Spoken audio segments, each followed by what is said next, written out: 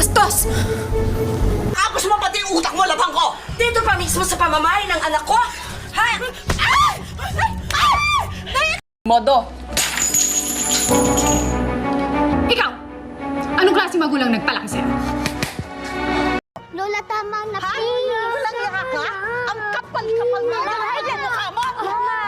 Lola, tama na. That's exactly my point, Tita. You know what? You know what? I don't want you here! Naiintindihan mo? Tama na yan! Tama na yan!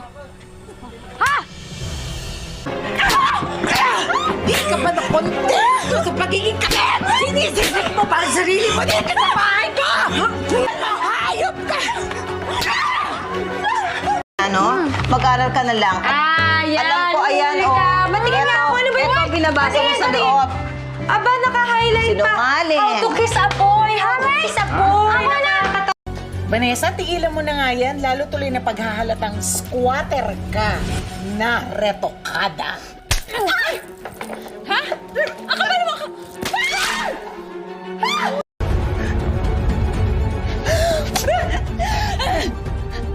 Mga agaw, talunan, retokada, desperada! Hindi ko inagaw sa'yo si Francis. Inahas mo si Francis. Kung sa kanyang iniwan. Hindi ako alis dito at hindi ko hahayaang maagaw mo sa akin si Alex. Ah, ganun.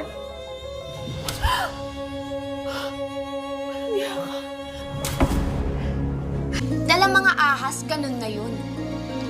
Pero ikaw, pati mga ahas, isusuka ka.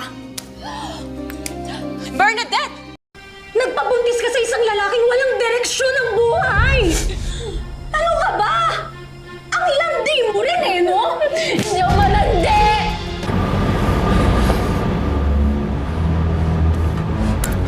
Napakawalang iya mo! Hayop ka sa sarili mo, kapatid! Pinarape mo!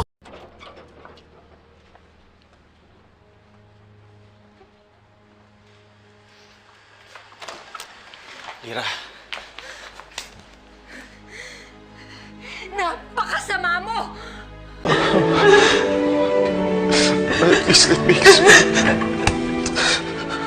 Huwag mo akong hahawakan. Sitihin mo ko! Hayop ka! Layas! Walang kiyakap! Ano? Para sa yan! Sa buong mundo kung gaano ka kademonyo? Ha? Tumahimik ka nga! Ikaw ang tumahimik. Marunong akong rumispeto, makisama mo akong baba. Di tulad mo. Mayaman ka nga, mataas pinag-aralan mo. Pero kung insultuhin mo ako, mas malala ka pa sa mga sinasabi mong kriminal. Matagal kang makasama